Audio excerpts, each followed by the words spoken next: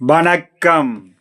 21/1/2026 புதன்கிழமை இன்றைய கும்ப ராசி பலன். கும்பராசியில் பிறந்தவர்களுக்கு இன்றைய நாள் மிகவும் சிறந்த நாளாக அமையக்கூடும். நினைத்த காரியம் நிறைவேறும், எண்ணங்கள் ஈடேறும், புதிய முயற்சிகள் கை கொடுக்கும், சர்வ காரியத்திலும் வெற்றியும் மன மகிழ்ச்சியும் கொடுக்கக்கூடிய நாளாக அமையக்கூடும்.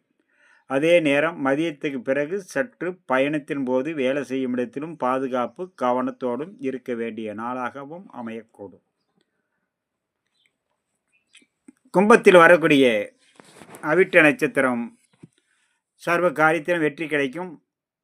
மாலை நேரத்தில் பயணம் செய்யும் போதும் வேலை செய்யும் இடத்திலும் கவனத்தோடும் பாதுகாப்போடும் இருக்க வேண்டும்.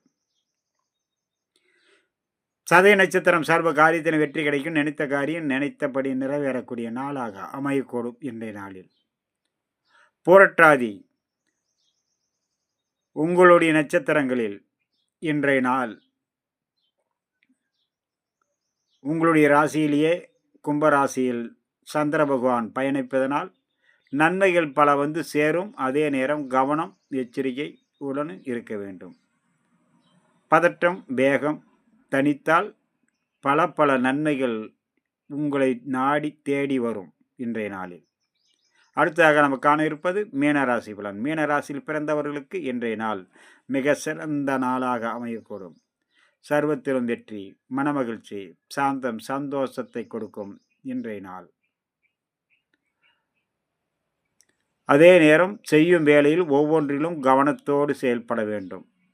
சிறிய பதட்டம் பெரிய அளவுக்கான மன உளைச்சலை ஏற்படுத்திவிடும். தவறுதலான வேலைகளால் சிக்கல் வரும்.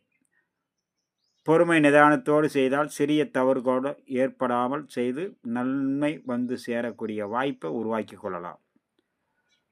மீனத்தில் வரக்கூடிய புரட்டாதி 4ஆம் பாதம் சர்வ காரியத்திலும் வெற்றி கிடைக்கும். உத்திரட்டாதி மதியம் வரை ஒவ்வொரு வேளையிலும் கவனத்தோடு செயல்பட வேண்டும். பிறகு அனைத்தும் நன்மையாகவே நடைபெறும்.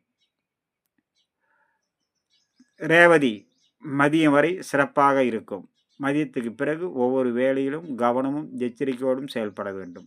நண்பர்களே, நான் சொல்லும் இந்த ராசி பலன் நட்சத்திர பலன் கோல் சார விதிப்படி சொல்லக்கூடியது. உங்களுடைய ஜனன கால ஜாதகத்தில் தசா புத்திகள் ஜாதகமாக இருந்தால் நான் சொல்லும் பலன் இரட்டிப்பாக நன்மையாக நடக்கும். ஒருவேளை தவறுதலான தசாபுத்தி இருந்தால் இந்த பலனில் சற்று மாறுபடக்கூடும். கவனமுடன் கையாள வேண்டும். வணக்கம்.